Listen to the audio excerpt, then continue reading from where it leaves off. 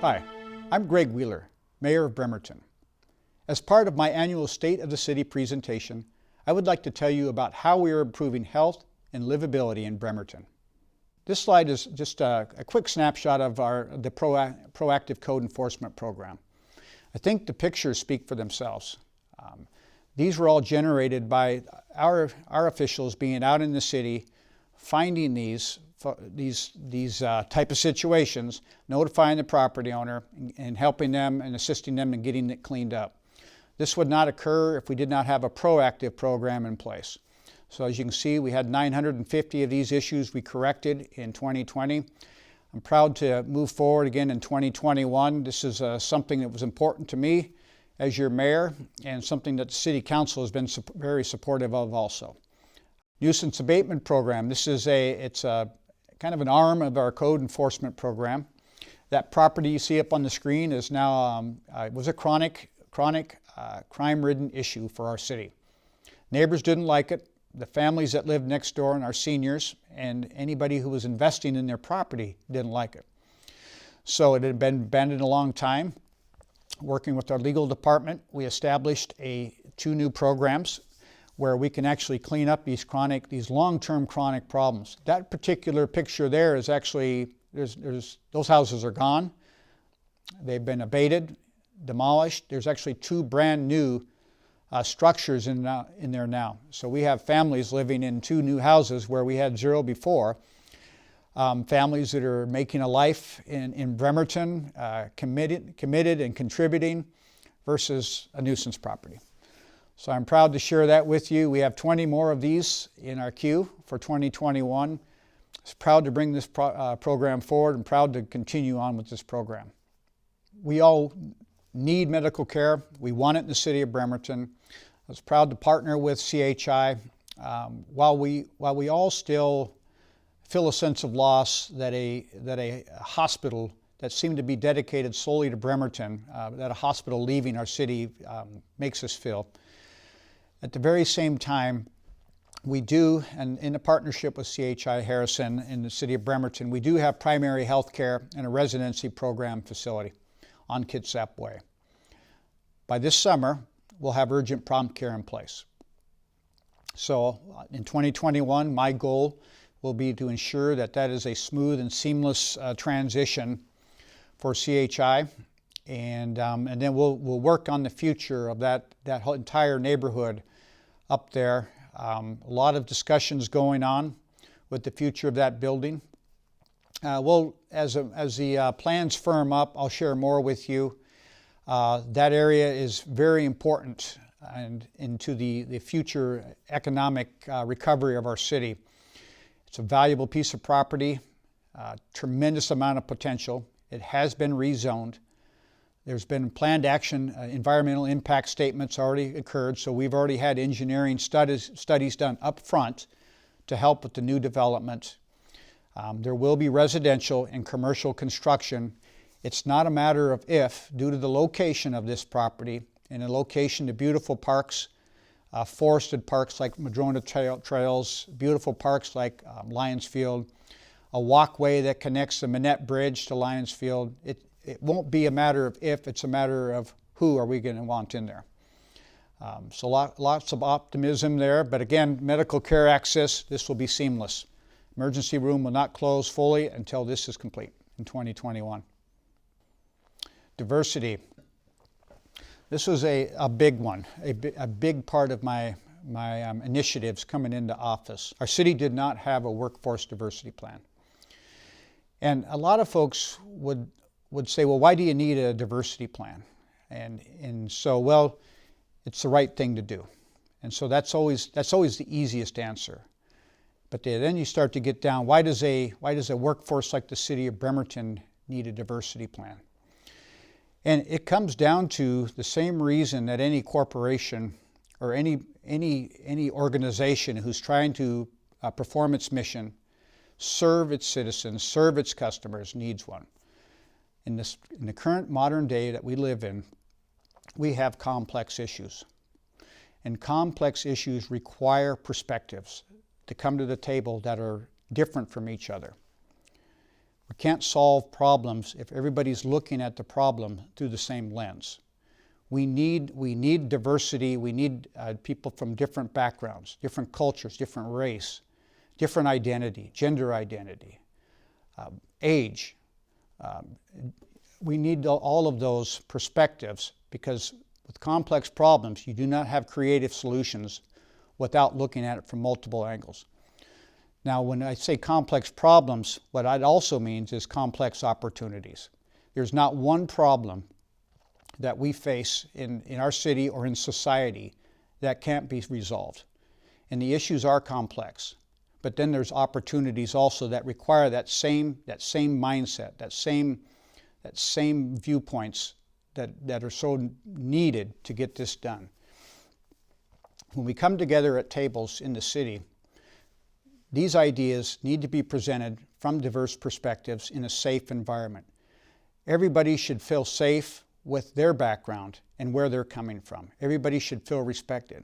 That's how the ideas come out onto the table, and that's how you consider things that you wouldn't consider yourself. The Workforce Diversity Program incorporates that.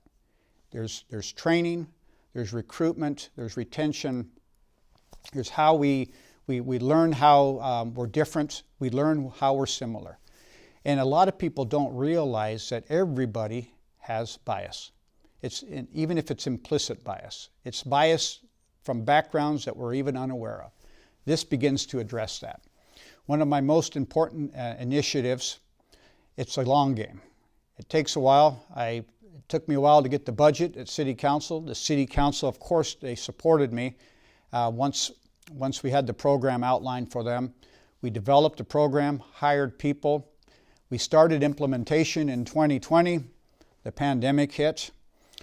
We moved all of our resources to moving into a virtual climate.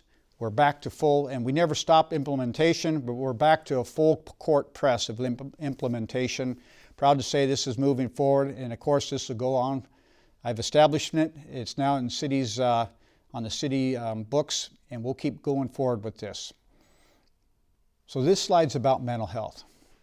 Very important aspect. In fact, I could say that mental health and how we deal with it and what's not being done is probably has the most important and largest impacts on our community.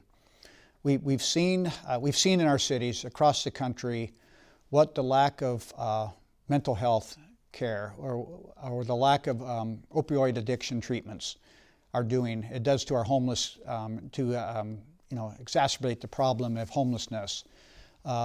Petty crimes, nuisance crime, property crimes, the misery that it causes individuals who are untreated and unable to care for themselves. And it's just, I think we all see it. We feel impacted by it. We want to do more. And so I just want to share with you, at the city level, there's no one single thing we can do to fix this. All we can do is be relentless every year with creating programs to try to help where we can. These are big issues that will require federal and state intervention.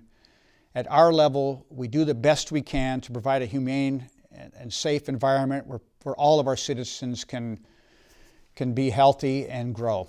The Pendleton Place is a permanent supportive housing project. It's a place that where folks are able to get into the treatment programs that I'll talk about in a couple bullets. It's a place where those folks who are willing to commit to the treatment programs, willing to commit to meeting with caseworkers, this is that place where they no longer have to worry about shelter. And so that is a big one. That's a big one for stabilization for the most vulnerable in our society.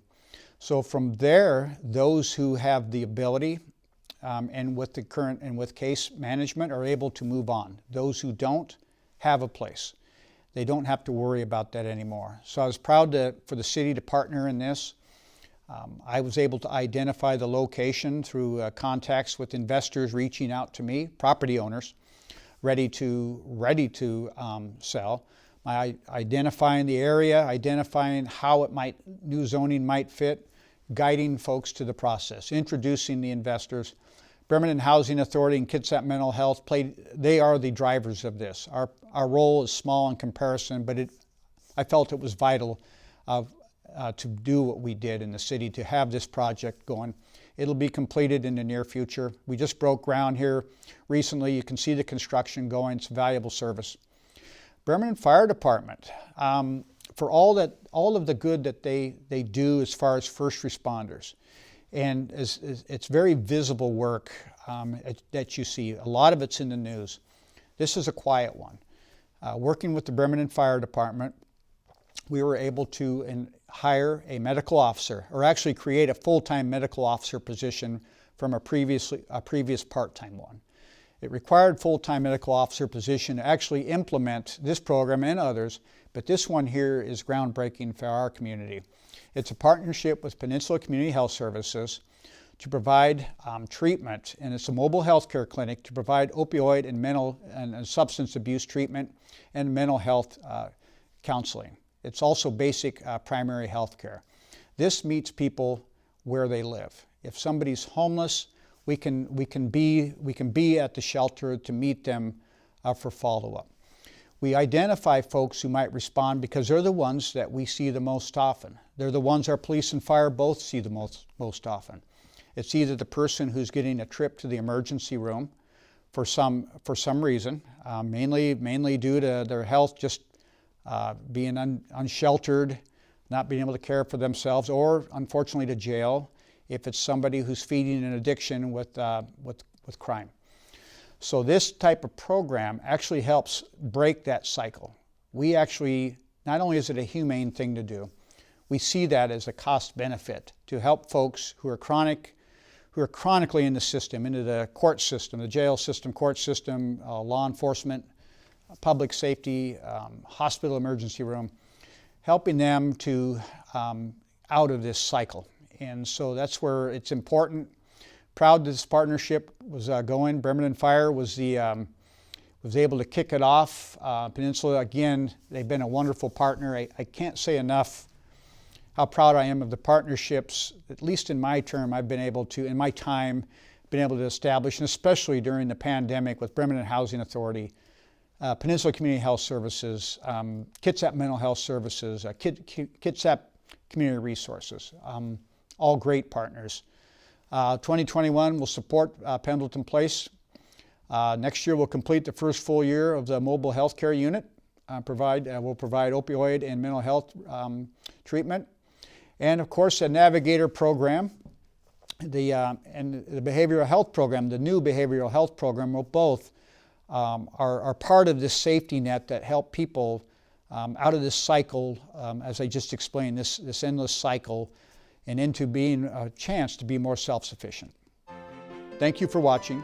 You can view other segments of my State of the City presentation at the City of Bremerton webpage.